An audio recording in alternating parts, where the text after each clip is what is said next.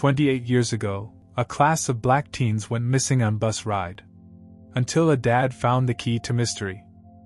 The morning of October 15, 1997, started like any other Tuesday at Carver High School. Students shuffled through the hallways, locker doors slammed shut, and the familiar smell of cafeteria breakfast lingered in the air. But for 24 juniors and seniors, this day would mark the beginning of a mystery that would haunt their families for nearly 3 decades. Malcolm Reed adjusted his mechanic's uniform as he walked his 17-year-old son Jeremiah to the school bus. The yellow vehicle sat idling in the parking lot, exhaust fumes mixing with the crisp autumn air of rural North Carolina. Other parents had gathered too, waving goodbye to their children who were buzzing with excitement about the Career Day event at nearby Winston Community College. "You got your lunch money?" Malcolm asked, straightening Jeremiah's jacket collar with the practiced care of a single father who'd raised his son alone since his wife died 8 years earlier. "Dad, I'm 17, not 7. Jeremiah laughed, but his eyes held the same warmth that reminded Malcolm so much of his late wife. "Besides, they're feeding us at the college, remember?" Malcolm nodded, fighting the odd knot in his stomach. Something felt different about today, though he couldn't put his finger on what. Maybe it was how quickly the school had organized this trip, or how vague the permission slip had been about the specific activities planned. But Jeremiah was a good kid, honor roll, debate team, college-bound, and Malcolm had learned to trust his son's judgment. "Call me when you get back, all right?" Malcolm said, pulling his son into a quick hug. "I will, Pops. Love you." Those would be the last words Malcolm Reed would hear from his son for 20 years. The bus driver, a heavy-set man named Curtis Williams whom nobody at the school seemed to know well, checked his clipboard one final time. Mrs. Patricia Holbrook, the school's guidance counselor, stood beside the bus with an unusually tense expression. She kept glancing at her watch and whispering into a cell phone, odd, since cell phones were still rare and expensive in 1997. "Everyone on board?" Curtis called out in a gruff voice that seemed to carry an edge of impatience. The 24 students, a mix of the school's brightest minds and biggest dreamers, climbed aboard. There was Keisha Williams, valedictorian hopeful who wanted to be a doctor. Marcus Thompson, star of the basketball team with eyes set on a scholarship. Tyrese Daniels, the quiet artist who drew comic book characters in the margins of his notebooks. And Jeremiah, the boy who could fix any engine and planned to study mechanical engineering. As the bus pulled away from Carver High, parents waved and called out final reminders about being careful and having fun.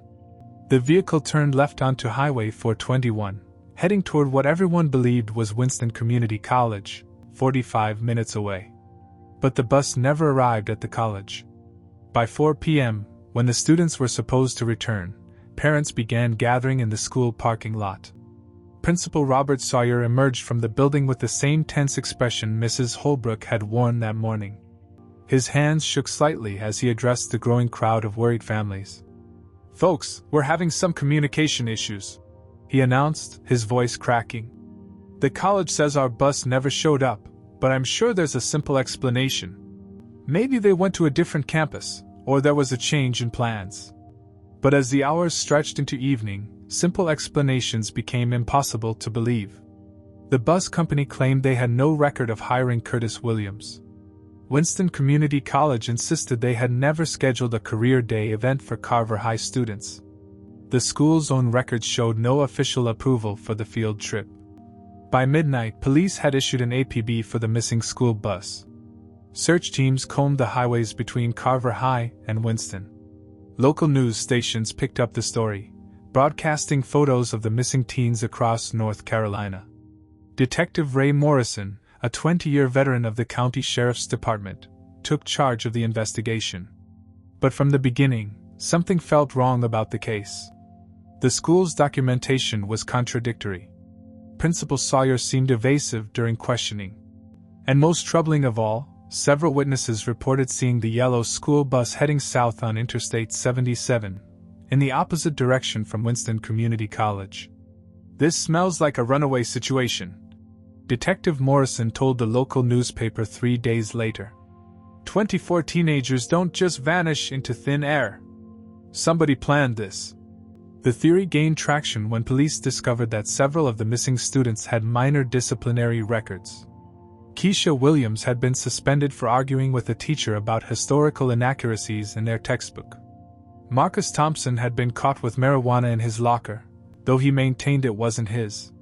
Tyrese Daniels had been written up for defiant behavior after questioning why the school's art program had been cut while the football team got new uniforms.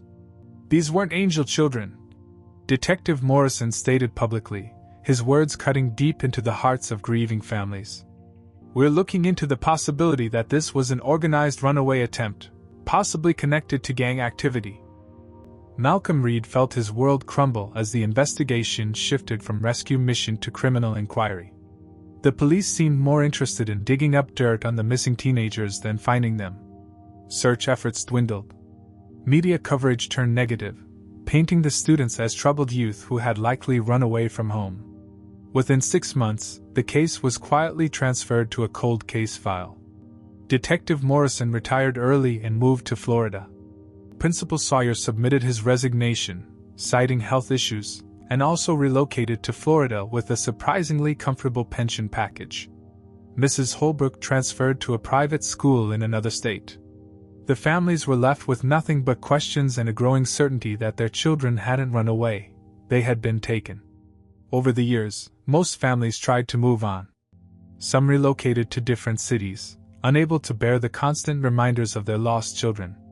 Others divorced under the strain of grief and unanswered questions. Support groups formed and dissolved. Private investigators were hired and fired when leads went nowhere.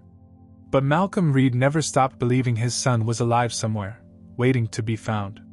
Every October 15th, he drove to the spot where the school bus had last been seen, carrying a photo of Jeremiah and a thermos of coffee. He'd sit on the hood of his pickup truck, watching the highway and remembering the sound of his son's laughter. Sometimes other parents joined him. Sometimes he sat alone. "I know you're out there, boy," he would whisper to the photo. "And I'm going to find you." 20 years passed. Malcolm's hair turned gray, then white. His hands became gnarled from decades of mechanic work, but they never stopped reaching for his phone every time it rang, hoping against hope that this time, this call, would bring news of Jeremiah. The world around him changed. Cell phones became computers. The internet connected every corner of the globe. Social media made it possible to find anyone, anywhere. But the 24 students from Carver High remained ghosts, their trail as cold as it had been on that October day in 1997. Malcolm refused to give up. In his small apartment above the auto shop where he worked, he maintained a wall covered with newspaper clippings, police reports, and photographs. Red string connected various pieces of evidence like a detective's crime board. His friends and family worried about his obsession, but Malcolm knew something they didn't. A father's love never dies, and neither does a father's hope. He was about to learn that sometimes, hope is the only thing that can unlock the truth. 20 years later, Malcolm Reed's routine had become sacred. Every morning at 6 a.m., he unlocked Reed's auto repair, made his coffee, and checked the mail before the first customer arrived. At 63, his movements were slower but no less purposeful. His weathered hands still moved with precision around engine parts, and his mind remained sharp despite the weight of decades-old grief. On this particular Thursday morning in March 2025, something was different. Among the usual bills and advertisements sat a manila envelope with no return address. Malcolm's name was written in block letters across the front, not printed from a computer, but handwritten with careful, deliberate strokes. Malcolm's heart skipped. In 28 years, he'd received dozens of crank letters, false leads, and cruel hoaxes from people who'd read about the missing students online. He'd learned to steel himself against disappointment. But something about this envelope felt different. Heavier. More serious.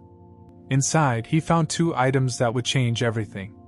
The first was a photocopy of an old school district memo dated October 13, 1997, just 2 days before the students disappeared. The header read, "Orin County School District Administrative Services," and the subject line made Malcolm's blood run cold. Special Transport Authorization Confidential. Most of the memo was standard bureaucratic language about budget allocations and transportation schedules. But buried in the middle, highlighted in yellow marker by whoever had sent the envelope, was a single-line item that made Malcolm's hands tremble. Alternate placement transport 24 units $15,000 authorized are. Sawyer destination, Ridge Creek Academy. Ridge Creek Academy. Malcolm had never heard the name before, but seeing it connected to Principal Sawyer, the man who had claimed ignorance about the field trip, sent a chill down his spine. And the date, October 15, 1997. The exact day his son and 23 other students had vanished. The second item was a yellow newspaper clipping from the Charlotte Observer, dated April 18, 2004. The headline read, "Controversial Youth Facility Closes Amid Investigation." Below it was a grainy photograph of a gated compound surrounded by tall fences and security cameras. Malcolm read the article 3 times, each pass revealing new horror. Ridge Creek Academy had been a private juvenile detention facility that operated in the mountains of western North Carolina from 1995 to 2004. According to the article, the facility had been shut down following allegations of abuse, falsified records, and irregular intake procedures. The most chilling paragraph made Malcolm sink into his office chair. Former employees report that Ridge Creek regularly accepted minors through unofficial channels, often without proper documentation or family notification. Many residents were held for years beyond their original sentences, with some reportedly released under assumed identities or transferred to facilities in other states. The article mentioned that Ridge Creek's closure had been unusually quiet, with most records sealed or destroyed. The facility's director, Dr. Margaret Lindsay, had fled to Costa Rica before investigators could interview her. Several staff members had died in accidents or disappeared entirely. But it was the final paragraph that hit Malcolm like a physical blow. Ridge Creek Academy specialized in what they called behavioral reformation for minority youth, many of whom were funneled into the program through agreements with school districts facing budget pressures. Families were often told their children had run away or been placed in witness protection programs. Malcolm's coffee mug slipped from his hands, shattering on the concrete floor of his shop. 20 years of questions suddenly had a terrifying possible answer. The field trip that never existed. The bus that went in the wrong direction. Principal Sawyer's evasive behavior and suspicious retirement to Florida. His son and 23 other bright, promising teenagers hadn't run away. They had been sold. Malcolm's phone rang, startling him from his shock. A customer wanted to know if his transmission was ready. Malcolm managed to schedule the pickup for later, but his voice sounded hollow even to himself. How could he talk about carburetors and oil changes when his entire understanding of his son's disappearance had just been shattered? He drove straight to the county library, the manila envelope clutched in his shaking hands. The librarian, Mrs. Chin, had helped him research the case many times over the years. She took one look at his face and immediately led him to a private computer terminal. "What did you find, Malcolm?" she asked gently. Malcolm showed her the documents. Mrs. Chen's expression grew more horrified with each line she read. Together, they began searching for everything they could find about Ridge Creek Academy. The internet yielded fragments. A few news articles about the closure. Some legal documents that had been digitized. References to lawsuits that had been quietly settled.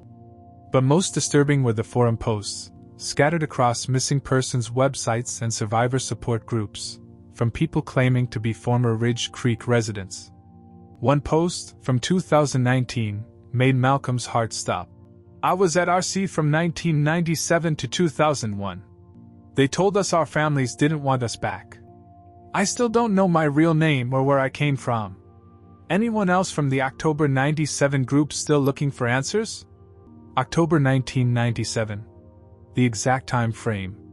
Malcolm copied down every lead, every name, every half-remembered detail he could find. As the library closed around him, he sat in his truck in the parking lot, staring at the manila envelope that had arrived that morning. Someone out there knew the truth. Someone had kept these documents for 20 years and finally decided to send them. But who? And why now? More importantly, if Ridge Creek Academy had held his son for years, where was Jeremiah now? Was he alive? Did he remember his father? Did he know Malcolm had never stopped looking for him? For the first time in nearly 3 decades, Malcolm Reed had real leads. But with hope came a new kind of terror, the fear of what else he might discover about what had happened to those 24 children, and whether his son would ever truly be able to come home. The phone rang at Denise Harrell's house at 7:30 on a Saturday morning, interrupting her quiet breakfast routine. At 58, the former social worker had learned to appreciate peaceful moments. 20 years of handling juvenile cases had worn her down, and she'd retired early to a small cottage outside Asheville, where she tended her garden and tried to forget the system she'd once been part of. "Ms. Harrell? My name is Malcolm Reed, and I think you might be able to help me find my son." Denise nearly dropped her coffee. It had been 15 years since anyone had called her about her old cases, but something in the man's voice, a mixture of desperation and hope, made her listen. Malcolm explained about the envelope, the Ridge Creek documents, and the online searches that had led him to her name in old court filings. Denise had testified in several cases involving irregularities in juvenile placements during the late 1990s. "Ridge Creek," Denise repeated slowly. The name brought back a flood of memories she tried to suppress. "Mr. Reed, can you meet me in person? This isn't a conversation for the phone."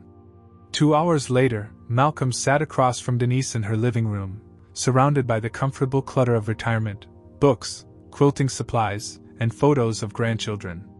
But Denise's expression was anything but comfortable as she studied the documents Malcolm had brought. "I remember your son's case," she said finally. "I was working for the county then, and I kept getting requests to close missing persons files. The directive always came from the same source, someone high up in the school district." Denise walked to an old filing cabinet and pulled out a folder she'd kept despite regulations requiring its destruction. Inside were copies of memos, meeting notes, and a list of names that made Malcolm's heart race. Jeremiah Reed was third on the list. "They called it the Alternative Placement Program," Denise explained, her voice heavy with guilt. "The idea was sold to us as a way to help at-risk youth before they ended up in the prison system. But looking back, I realized we were being manipulated." She showed Malcolm a pattern that had taken her years to piece together. Schools would identify students, usually bright, independent-minded minorities who asked too many questions or challenged authority. These students would be labeled as disruptive or potentially dangerous in carefully worded reports. "The beauty of the system was its simplicity," Denise continued.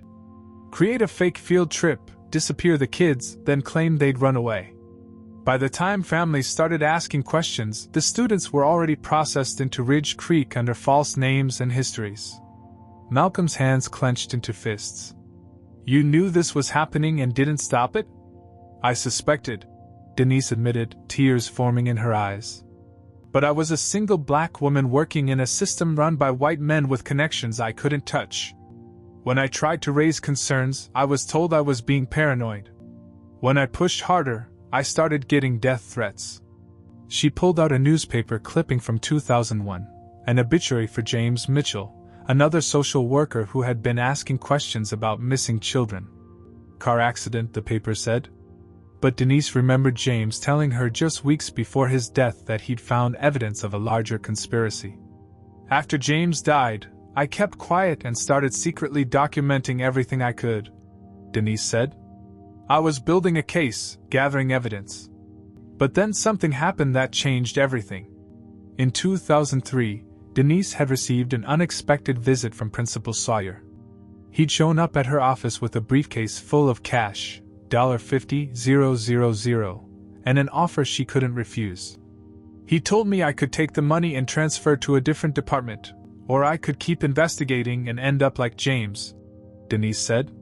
"He also mentioned that my daughter was doing well at Duke University, and it would be a shame if something happened to affect her scholarship." The threat was clear.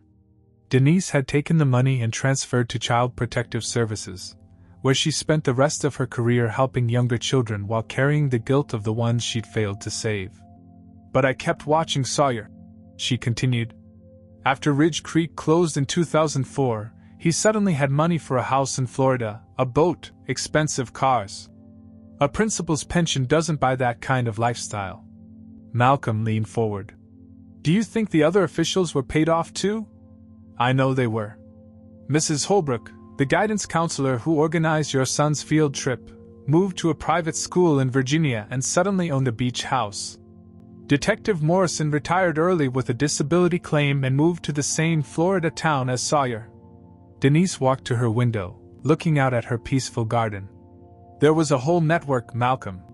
Ridge Creek was just one facility. I heard rumors about similar operations in other states, all connected by the same financial backers. Who was behind it? That's what I never figured out. The money came through shell companies and offshore accounts. But I kept one name from my investigation, someone who might have answers. Denise handed Malcolm a piece of paper with an address in Greenville. Tobias Ray. He worked in Ridge Creek's intake department and kept records even after the facility closed. If anyone knows what happened to your son, it's him. Why didn't you contact him before? Because people who worked at Ridge Creek have a habit of dying in accidents or disappearing entirely, Denise said grimly. But maybe enough time has passed. Maybe he's ready to talk. Malcolm stood to leave, clutching the address. At the door, he turned back to Denise. Why are you helping me now? Denise wiped tears from her cheeks. Because I've spent 20 years carrying the guilt of those children I couldn't save. Your son deserves to come home, and you deserve to know the truth. As Malcolm drove away, Denise picked up her phone and dialed a number she'd memorized but never called. Tobias? It's Denise Harrell. After all these years, someone's finally asking the right questions about Ridge Creek. We need to talk. The abandoned Waffle House on Route 276 had been closed for 3 years, its windows boarded up and parking lot cracked with weeds. It was the perfect place for a meeting that couldn't happen in daylight. Malcolm pulled his truck behind the building at exactly 9 p.m., his headlights catching the silhouette of an old man sitting on a concrete barrier. Tobias Ray looked every one of his 74 years. His thin frame was bent with age, and his hands shook slightly as he clutched a worn leather satchel. But his eyes were sharp and alert, constantly scanning the darkness as if expecting danger to emerge from the shadows. You must be Malcolm, Tobias said, his voice barely above a whisper. Denise told me about your boy. I'm sorry it took so long for someone to find you. Malcolm studied the old man's face in the dim light from a distant street lamp.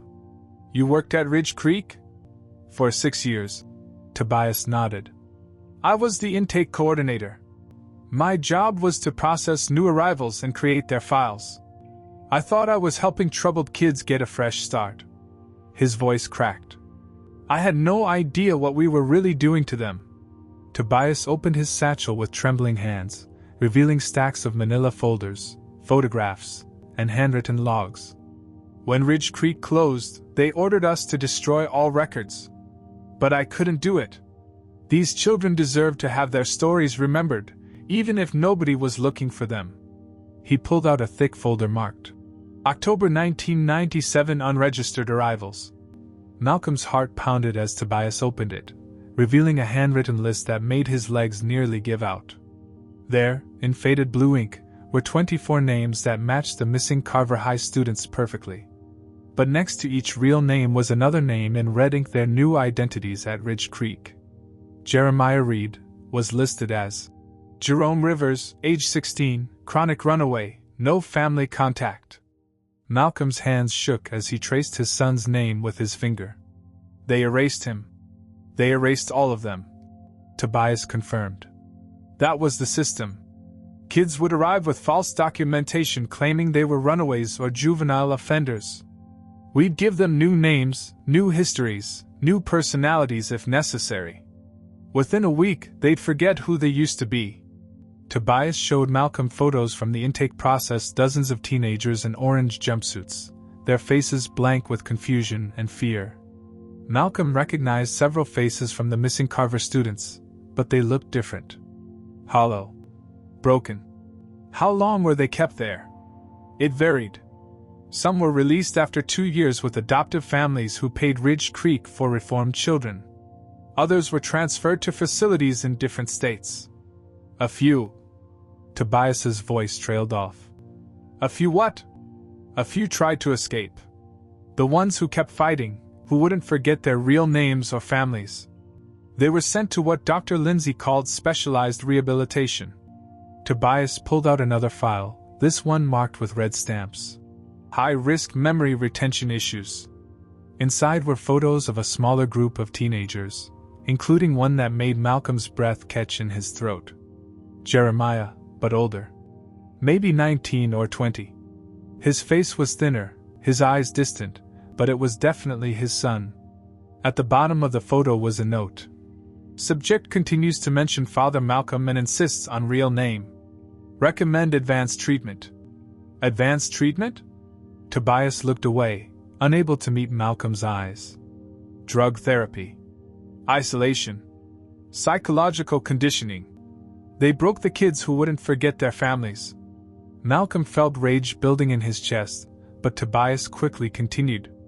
But your son was strong, Malcolm. Stronger than they expected. Look at this. He showed Malcolm a series of incident reports spanning from 1997 to 2001.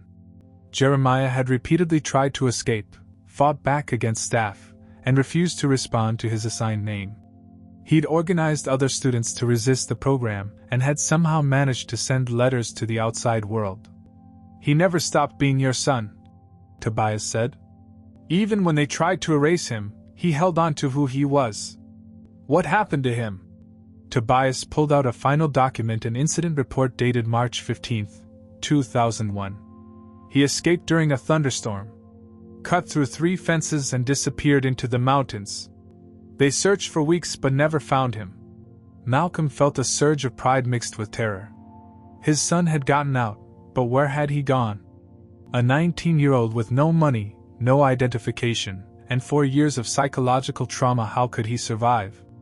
There's more, Tobias said, pulling out a small address book. After Ridge Creek closed, I kept in touch with some of the staff who had consciences.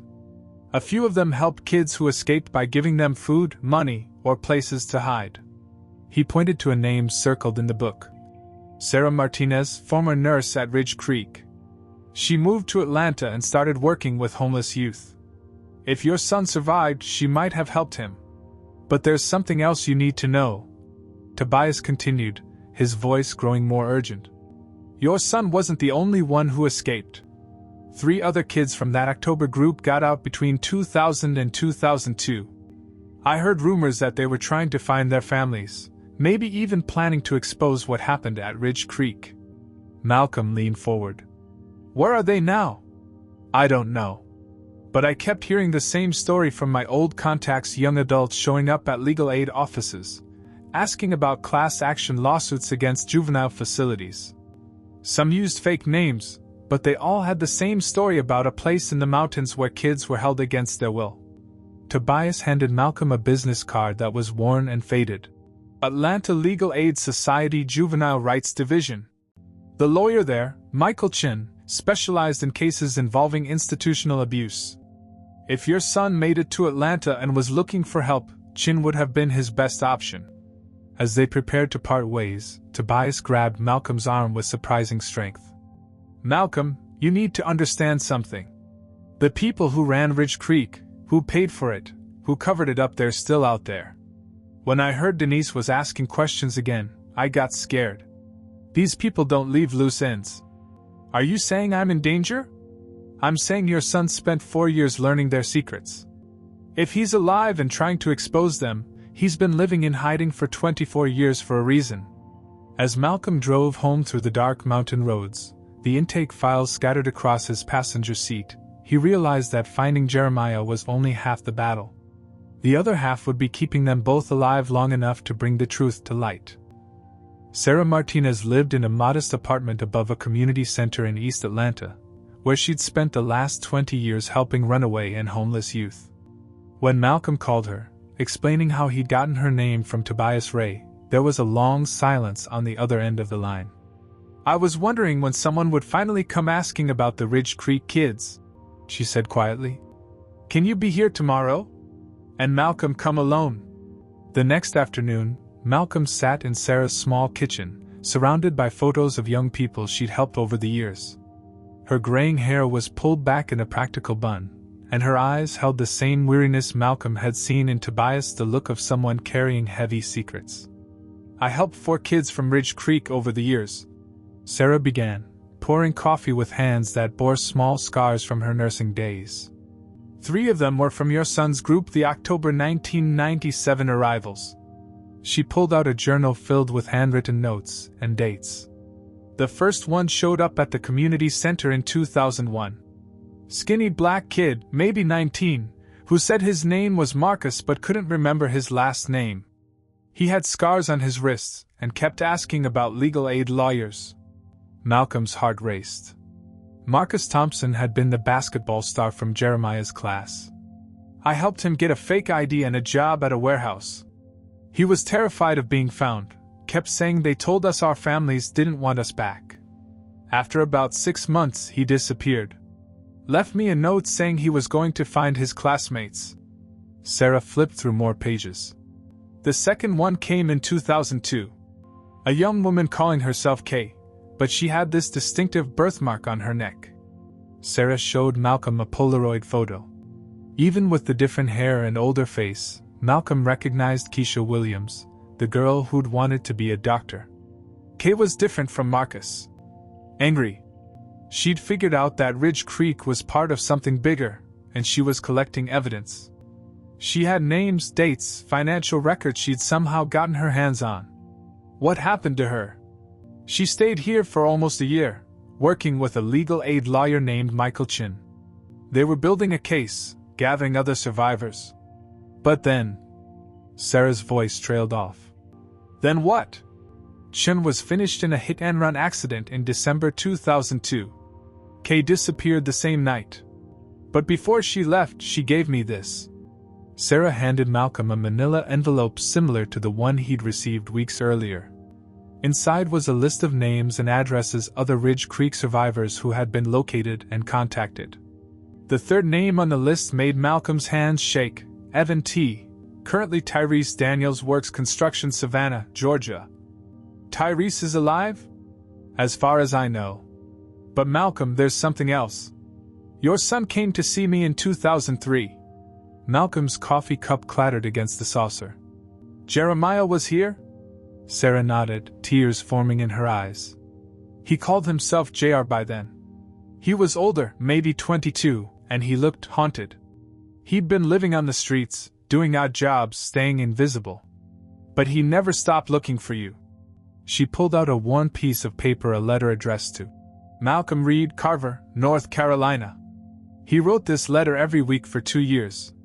Never sent them because he was afraid they were watching the mail.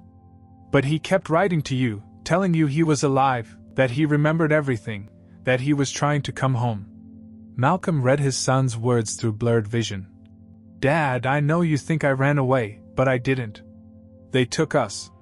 They tried to make us forget, but I remember your face, your voice, the way you smell like motor oil and coffee. I'm going to find the others and we're going to expose what they did. I'm going to come home. I love you, Pops. Where is he now? Malcolm whispered. I don't know. He left Atlanta in 2004 after Chin was finished, and Kay disappeared. He was scared, said the people behind Ridge Creek were eliminating witnesses. But he gave me something before he left. Sarah handed Malcolm a business card. Coastal Recovery Center, Savannah, Georgia. On the back, in Jeremiah's handwriting. If Dad ever comes looking, tell him JR went where the water meets the sky. It's a rehab center, Sarah explained. Your son wasn't an addict, but he said he was going to work there under a fake name. Help other people while staying hidden. Malcolm studied the address. Savannah was only 4 hours away. After 20 years, he might be 4 hours away from holding his son again. There's one more thing, Sarah said. 2 weeks ago, I got a call from someone at that rehab center. They said a man who went by JR had been asking about class action lawsuits against juvenile facilities. The caller thought I might know something because JR had mentioned my name.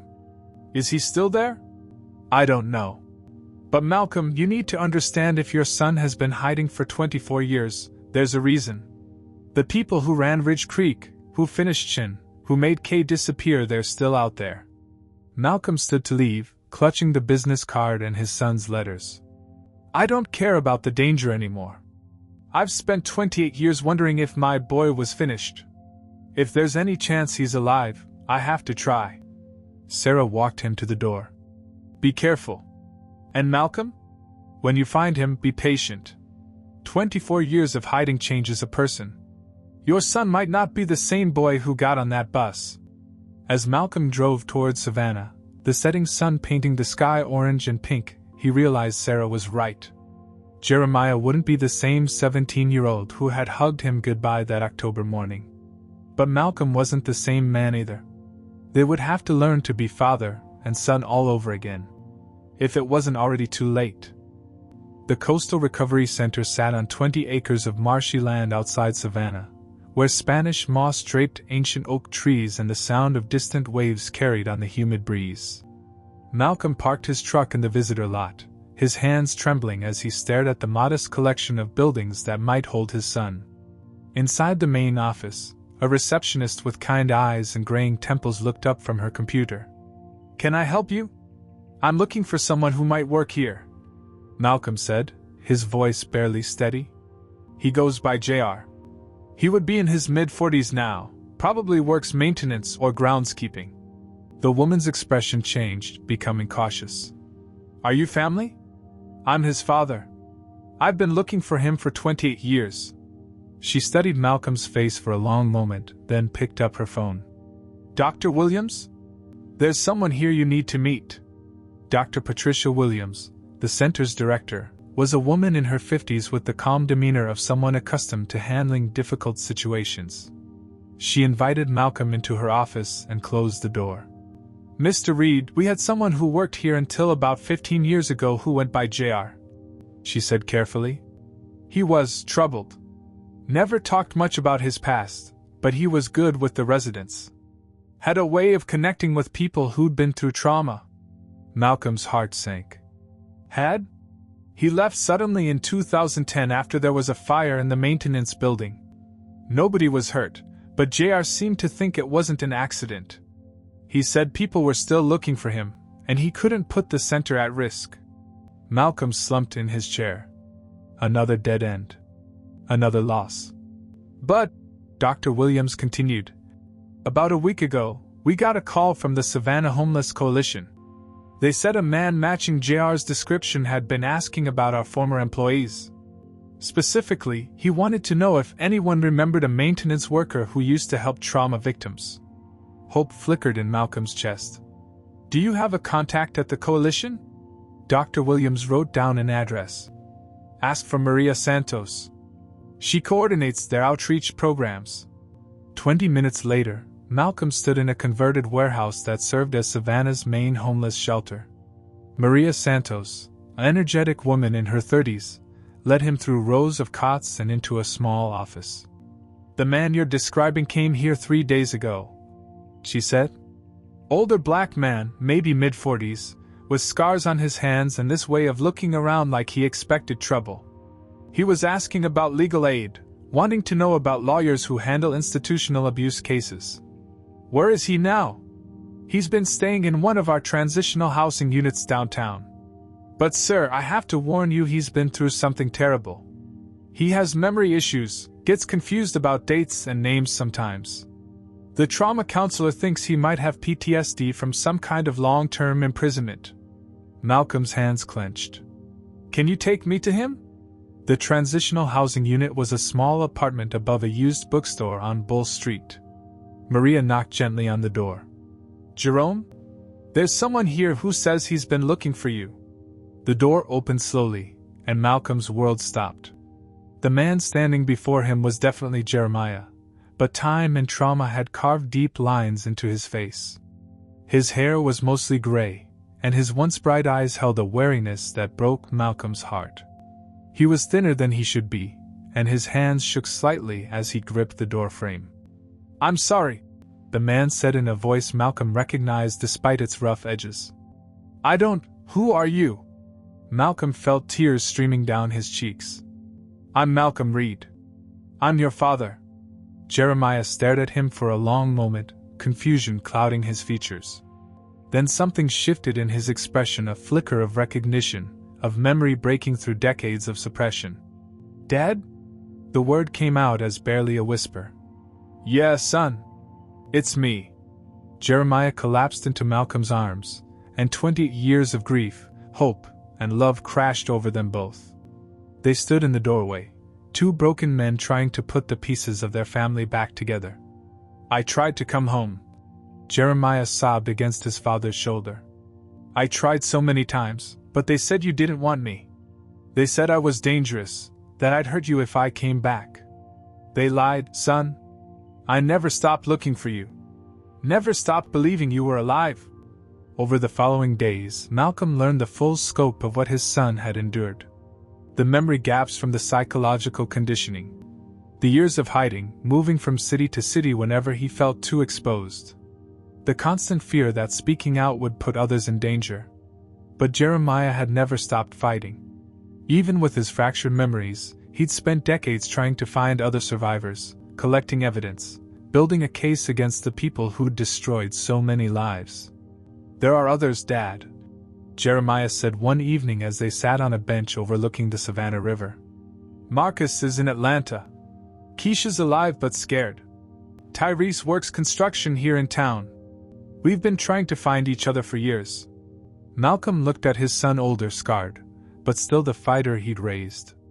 "What do you want to do?" "I want to tell our story. All of our stories. The families deserve to know what happened to their children." 6 months later, Malcolm and Jeremiah stood before a memorial wall in Carver, North Carolina. 24 photographs looked back at them, the bright, hopeful faces of teenagers who'd been stolen from their families and communities. Some, like Jeremiah, Marcus, Keisha, and Tyrese, had survived and were slowly rebuilding their lives. Others remained missing, their fates unknown. A few had been confirmed deceased, victims of the system that was supposed to reform them. "The Malcolm Reed Foundation for Missing Children," read the sign above the memorial. With help from surviving families and the evidence Jeremiah's group had collected, they were building a network to help other families navigate the complex world of institutional abuse and disappeared children. "They tried to erase us," Jeremiah said, placing a flower at the base of the memorial. "But we're still here. We're still fighting." Malcolm put his arm around his son's shoulders.